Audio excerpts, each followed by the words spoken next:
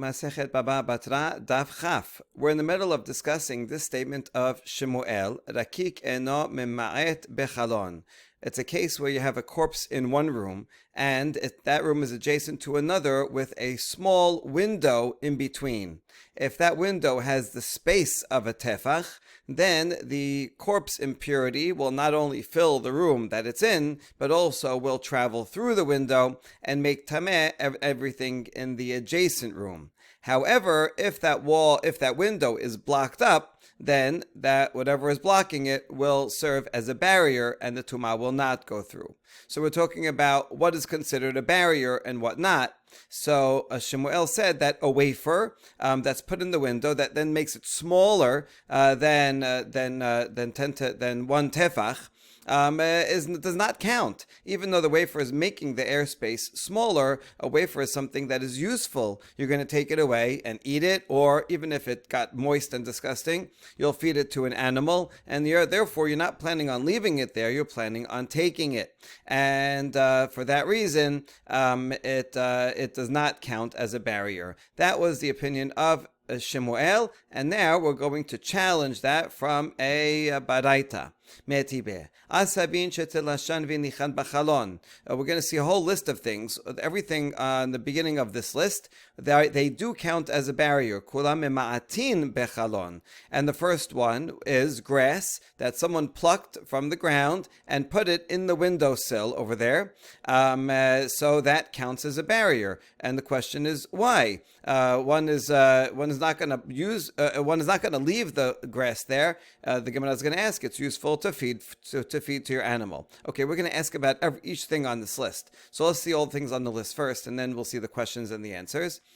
Or grass that grew on its own, some ivy that grew on the wall and into the window. That also does not count as does count as a barrier. Also does count as a barrier. And umatloniyot she'en bahen shalosh al shalosh, scraps of fabric that are less than 3 by 3 finger breadths. The reason why it has to be less than 3 by 3 is because there's another requirement. It also can't be something that's mekabel tum'ah. If it's something that's a utensil, and fabric that's more than 3 by 3 finger breadths is already considered a cloth.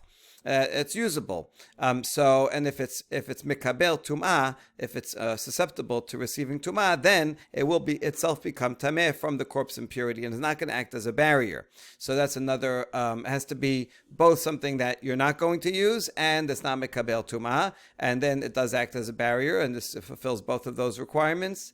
And you have an animal there that has a limb or flesh dangling from it. That also can act as a barrier. Or a bird that's resting on the windowsill.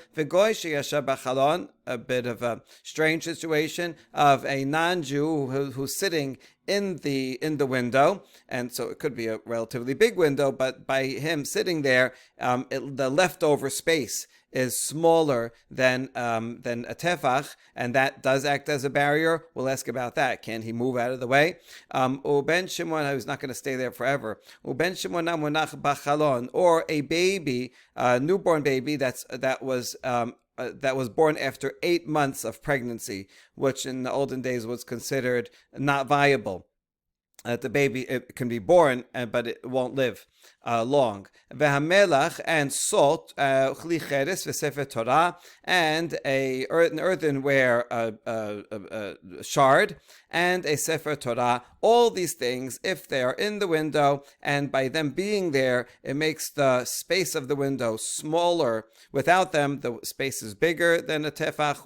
With them there, it makes them smaller. It makes the space smaller than a tefach. All of these are considered to close up the airspace of the window and therefore be a barrier so that the tumah will not pass from one room to the other. However, aval hashelek v'barad v'gilid v'kefor v'mayim kulan en mematin b'chalon. However, snow, hail, frost, ice, and water do not reduce the dimensions of a window. They're there only temporarily. It's going to melt and go away, and therefore those cannot be considered something that is permanent that will enclose the window. We now ask from the first item of the list, grass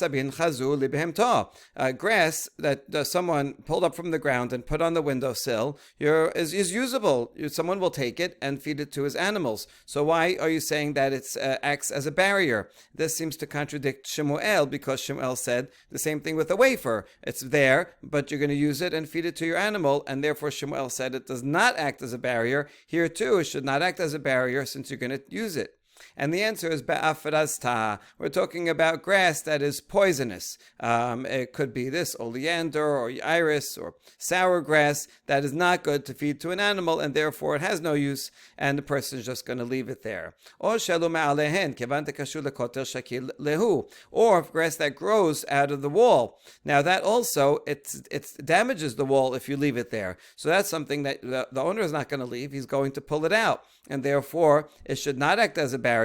Amar Rabba bekotel churba. Rabba says we're talking about a wall of a ruin, and the owner doesn't care if the wall gets ruined. It's already a dilapidated house, so he's just going to leave it there. And it happens to be that there's a corpse in that room, of that dilapidated room, so that grass he's going to leave there, and it will act as a barrier. Rav Papa Amar afilu bechotel yishuv bebain chutz l'shlosha lachadon. Rav Papa says it can even be talking about a settled house, a good, not a dilapidated house, one that is in use. But we're talking about where the grass grew from 3 hand breadths beyond the window. It's like ivy that's growing from elsewhere and is traveling, and it comes and covers part of the window. So since it's growing far away, the roots, it's not going to damage the window. It just climbs up and goes into the airspace of the window, and therefore the owner would leave it there, and it acts as a barrier. Matloniyot chazule likri'adil busha. Scraps of fabric. Why are you saying that they act as a barrier, but they're useful in patching a tear in a garment? And so the owner is going to take it and use it. Bismichata. We're talking about thick scraps. They're very thick, and they're not going to be useful for even using as a patch for a garment. Chazula umana, but they're good for a bloodletter. The bloodletter can use it as a kind of like a gauze pad to wipe up blood when he's bloodletting. Beriska. It's talking about sackcloth that's very scratchy and would scratch people's skin, and so a bloodletter would not use it. Hold on. If it's sackcloth, then why does it say 3 by 3 finger breadths? It should be 4 by 4. That's the minimum for it to be mikabel tum'ah. For regular cloth and for sackcloth is different, because for regular cloth 3 by 3 is already useful for a rag or a patch, whereas for a sackcloth it's a little bit less useful, and only if it's something 4 by 4. So even if it's less than 4 by 4, then already it's not mekabel tum'ah, and so the Mishnah should have said 4 by 4. And the answer is ke'en riska. We're not talking about actual sackcloth. We're talking about cloth. It's regular cloth, and therefore the minimum is the maximum here is 3 by 3. It has to be less than that, so it's not mekabel tum'ah, and it's not actual sackcloth. It's cloth. So that's why it's 3 by 3, but it is scratchy, so it would not be used, and thick, so it would not be used for a patch, and it also would not be used as gauze for a bloodletter. So therefore it has no use, and the owner is just going to leave it there, and it's not mekabel tum'ah, and therefore it does act as a barrier to close up the window. Now you have an animal with a limb or flesh hanging off of it, and that counts as a barrier. But why? The animal's going to just get up and leave. The animal's not going to stay there forever. Bekeshura, it's tied in place. Okay, so it can't move. Shachitle, but wouldn't the owner do shechita? It's sick, right? And you're not going to leave it like that. Or why don't we do shechita and eat it? Biteme'at, it's a non-kosher animal. Mezeben lagoy. Okay, so it's a non-kosher animal, so sell it to a non-Jew and they'll eat it. Bekechusha, it's very thin and scrawny, doesn't have a lot of meat, and so nobody's going to want to buy it to eat it. Pasik shadila la kelavim. Okay, so then just cut off that limb or that flesh and throw it to the dogs. So it's not something that you're going to leave there hanging in the window to block it all the time. No, but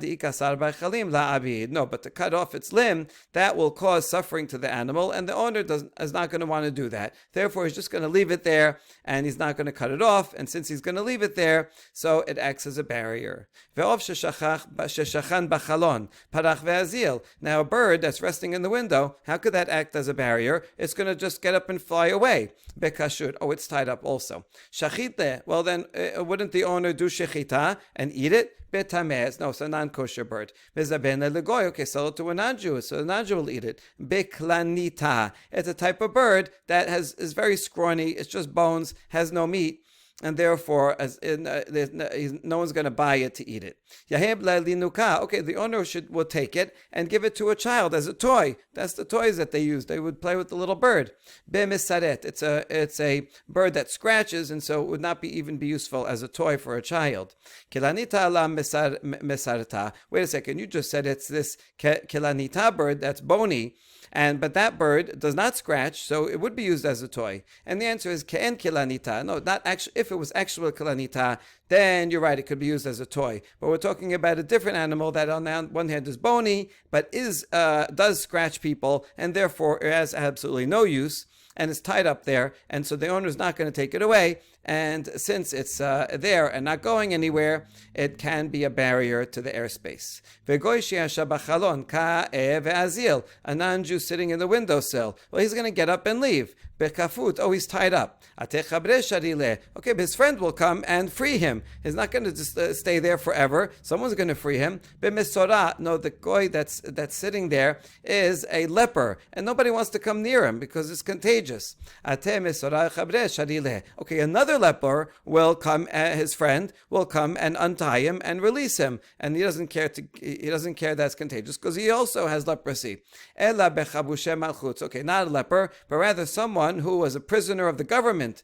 The government came and tied him up, and that's where he's like sitting in jail, and no one's going to release him because then they'll get in trouble from the government. If someone has such a non-Jew tied up by the government in the windowsill, since he's not going anywhere, no one's taking him away, therefore that person can be a barrier to close up the airspace of the window and prevent the tumah from going through it.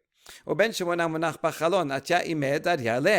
the child born after 8 months of pregnancy, which this actually goes back to Aristotle. This was the medicine of the day. They believed that a 9-month baby, that's good, that's perfectly healthy. They believe that a 7-month pregnancy can also yield a viable baby, but 8 month in the middle couldn't. Why they think that is a long story. You can ask me later. But anyway, if you have an 8-month baby in the windowsill, so no one's going to tend to it because it's going to die. Well, then we ask, but its mother will come and remove him from there. The mother's still going to, cares about it and will want to hold it. We're talking about on Shabbat. Because on Shabbat, such a baby is mukseh. Why is it mukseh? Because it's not going to live. So you can't even touch it. The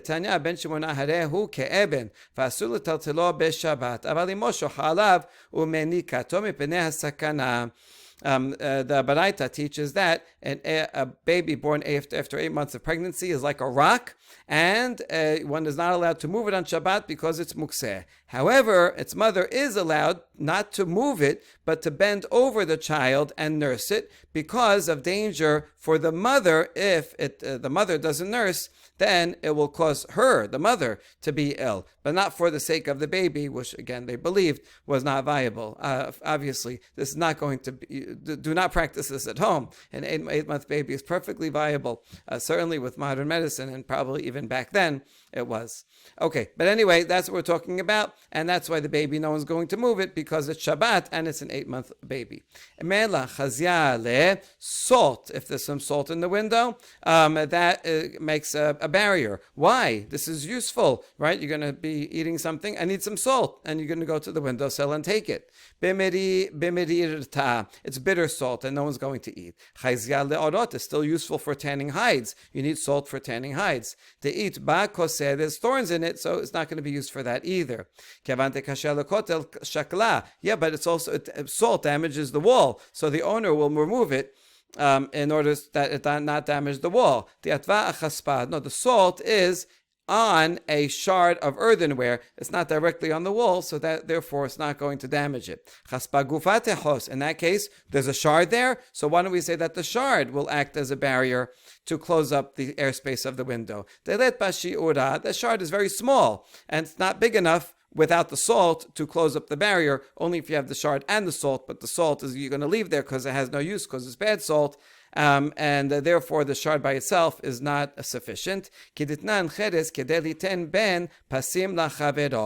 we see that shards also regarding Hilchot Shabbat have a minimum size for carrying. Anything that to be liable to carrying midoraita, you have to carry something that is big enough to be useful. So what's the smallest earthenware size for it to be useful? Enough to put between one pillar and another if you're piling pillars on the ground and you want them to be stable. So you put some packing material in between, and that size would be the smallest one. If it's smaller than that, it's not even considered anything. It's just not useful at all. And so here too, if the earthenware piece is so small that it doesn't contribute to closing the window, then that's why the earthenware piece by itself is not going to close it up, and the salt also, but the salt will, because we're talking about salt that is bitter and has thorns in it, and is not damaging the wall because the earthenware shard is between.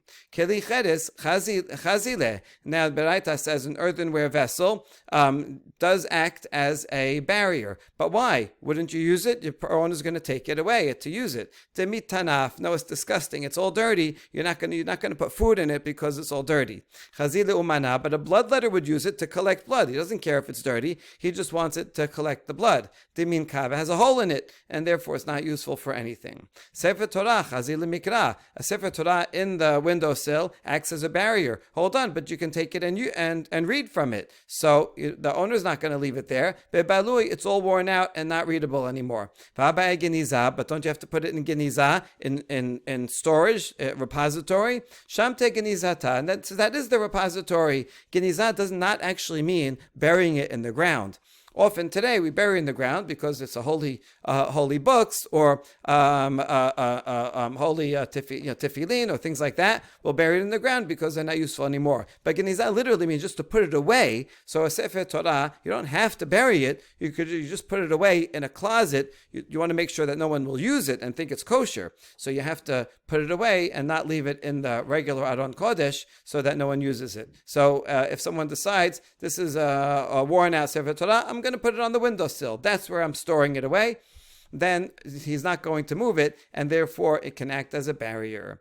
Be'amarav, habakol osin mechisa chus mimelach u'rebav. Ushmuel amar afilu melach. Okay, more on the same subject. Rav says you can make a barrier with anything. We're talking about a barrier. It could be for Hilchot Shabbat, if you want to make a private domain, or for spread of ritual impurity, as we were just saying. So you can use anything to make a barrier, except for salt and fat.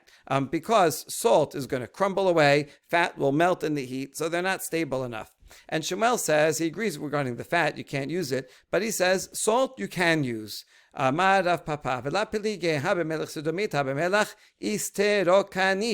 Papa says there's actually no machloket between Rav and Shemuel. They're talking about two different types of salt. Shemuel was talking about salt from Sedom, which is all packed together like a stone, and therefore you can use it as a barrier. Whereas Rav that says you can't use it, he was talking about regular sea salt, which will crumble into grains and therefore cannot be used as a barrier. Adam shene sibure melach ומניח עליהן קורה שהמלך מעמדת את הקורה והקורה מעמדת את המלח אפילו מלח איסטרו קנית ולא פליגה הדאיקה קורה הדלקה קורה. Or another way that we can say they are not arguing is even if they're talking about the same type of salt, regular sea salt. Now that we know that Rabbah says that if a person wants to make a barrier, a crossbeam in an alleyway, this is to make an eruv there so that one can carry in the alleyway. There has to be some sign which is a crossbeam.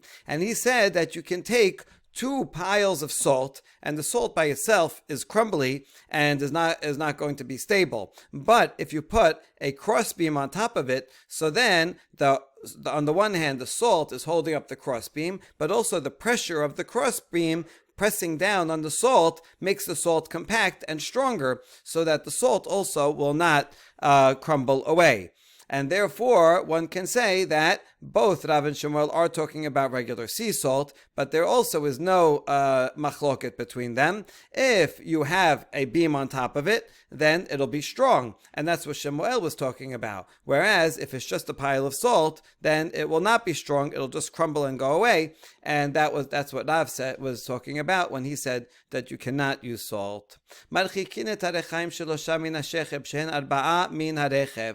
back to our Mishnah. All that was a tangent because it was talking about grass the grass that grows, clumps of grass, and so we went on that tangent. But now we're back to our Mishnah that says that you have to distance, if you have a mill in your field, you have to distance it from the wall of your neighbor. And since it's made up of two parts, so the shechev part, the bottom, which protrudes a little more, the edge of that has to be 3 tefachim away from the wall, and the top part of the mill that rides on top is a little bit smaller, 1 tefach smaller, and therefore that edge of that has to be at least 4 tefachim from the wall. My ta'ama, why can't you put a mill next to a wall? Mishum tiriyah, because of the vibrations. While you're turning the mill, it shakes the ground and will shake the foundations of the wall.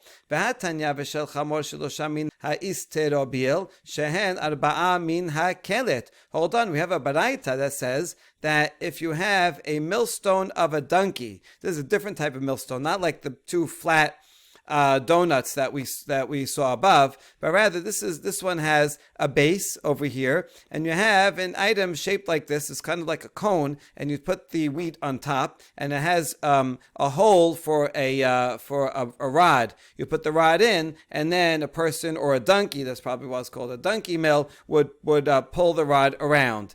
Now this type of a mill does not cause vibrations because you have this bottom piece here that's thick and insulates the ground from the vibrations.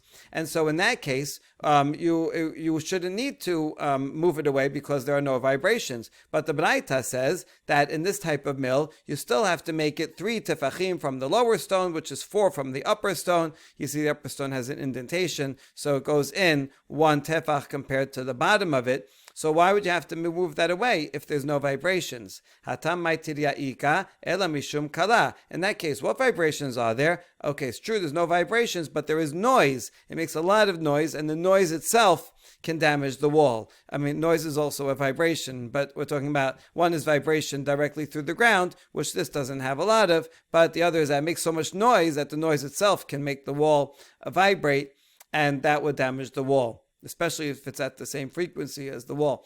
And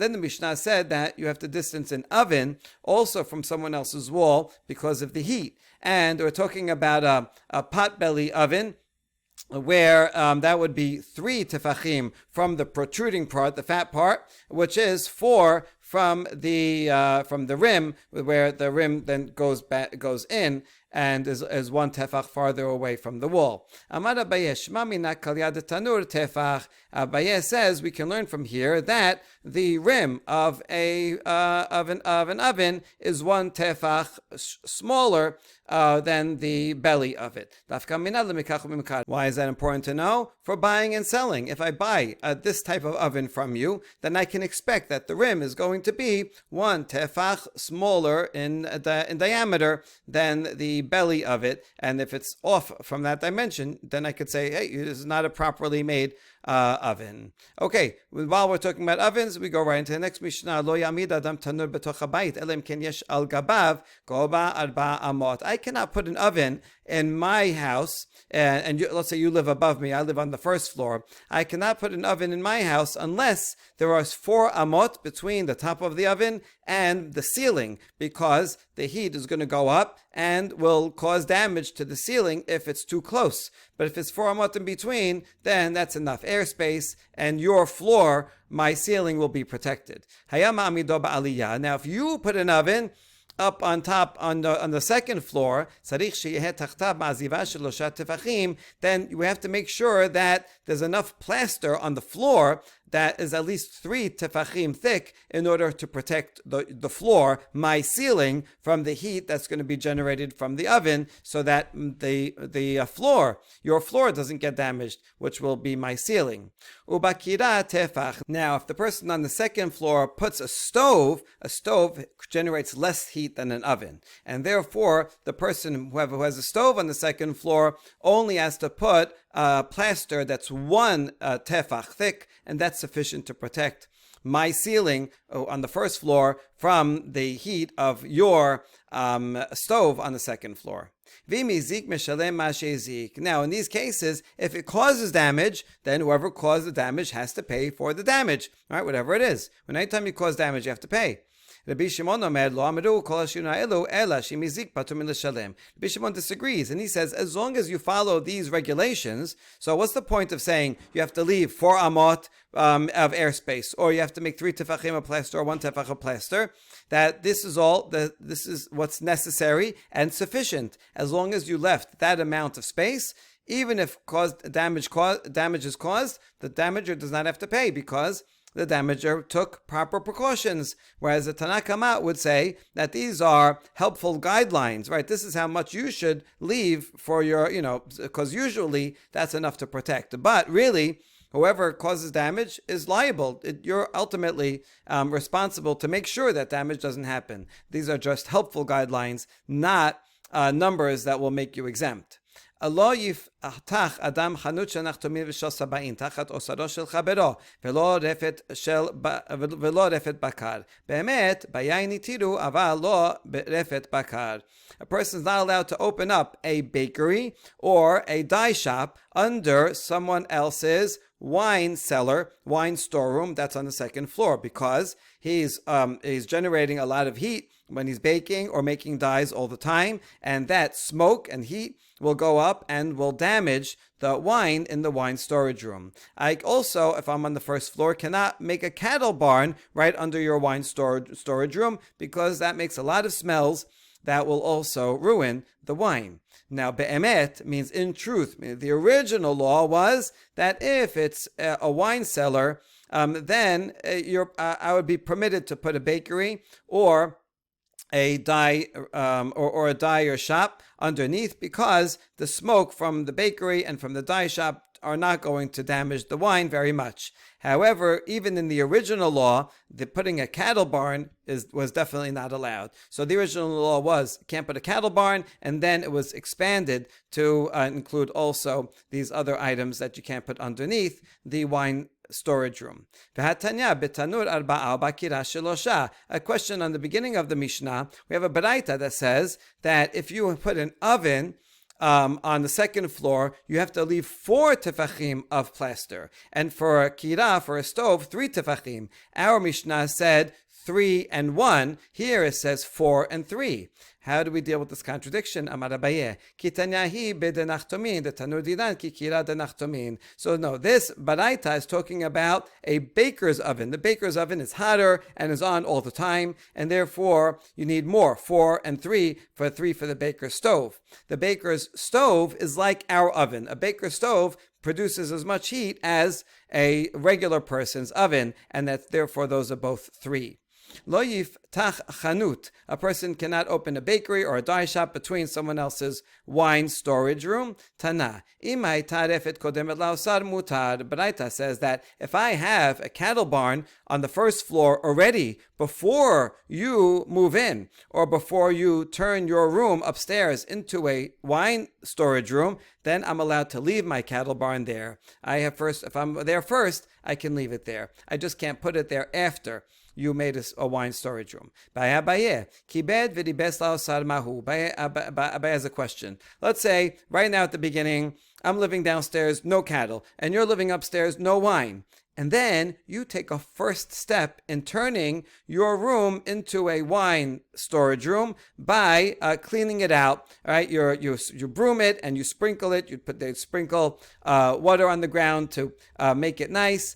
And so you started the process. You didn't put any wine in there yet. You're just preparing it. Can I go at that point and make my first floor a cattle barn, or does that count as you started already? You already designated it as a storage room. Or I can say, but you don't have any wine in there yet. So what about that case? We're not going to answer these cases. What if same thing upstairs? You're not using it yet as a wine storage room, and you open up windows because you want more ventilation and preparing it for a storage room. Can I at that point make my first floor a cattle barn because it's not yet being used as a storage room, or maybe not because you're already planning on it? What if there's a veranda beneath the storage room, and that would be a blockage between the smells and smoke I have on the bottom and the storage room on top? Is that sufficient of a blockage that it won't damage, or still is not allowed? Or if you went and built an upper room on top of my house that you're planning for use for storage, but you didn't yet use it for storage, but now you built it for that purpose, is that considered now it's already a storage room and I cannot make mine downstairs into a cattle barn? Or since you're not using it yet, it's permitted? Teko, we leave all these questions standing. Another question by Rav Huna, the son of Rav Yoshua. Let's say you have this room upstairs, and you start storing in it dates and pomegranates. Now, ultimately, you're gonna be storing wheat in it, but you just started and put in some dates and pomegranates. But that's not a permanent use of the storage room. So is that considered that it's already a storage room, or not yet because you didn't put the wheat in there? And that also is a question that we leave standing. Be'emet bayayin hitiru. The end of the Mishnah taught that the original halacha was that I cannot put a cattle barn under your wine storage, but I was originally permitted to put the bakery or the dyer's shop. Tana, bayayin itiru mipnei shemashbicho, ve'lo refet bakar mipnei shemasricho. So we explained originally the difference was that if it's wine on top, then I was permitted to put a bakery or a dyer shop because that smoke actually improved the wine. It's a good smell from a bakery, but not a cattle barn because the smells from that ruined the wine. That was the original law. Amar Rav Yosef, Hai didan afilu kutra dishraga name kashyale. Rav Yosef says, our wine is different from the wine that they used before, and our wine spoils very quickly. And even smoke of a little candle will damage it. And that's the reason why the law changed, because the type of wine that they were making, or the way that they were storing it, also changed. Amar Rav Sheshat ve'aspasta kerefet bakar damya. Rav Sheshat says that aspasta, alfalfa, the storage of that is just as bad as a cattle barn because it rots and makes a bad odor. So also I would not be allowed to start storing alfalfa downstairs if you have a wine storage room upstairs, because that smell also will damage the wine. Baruch Adonai Le'olam, Amen ve'amen.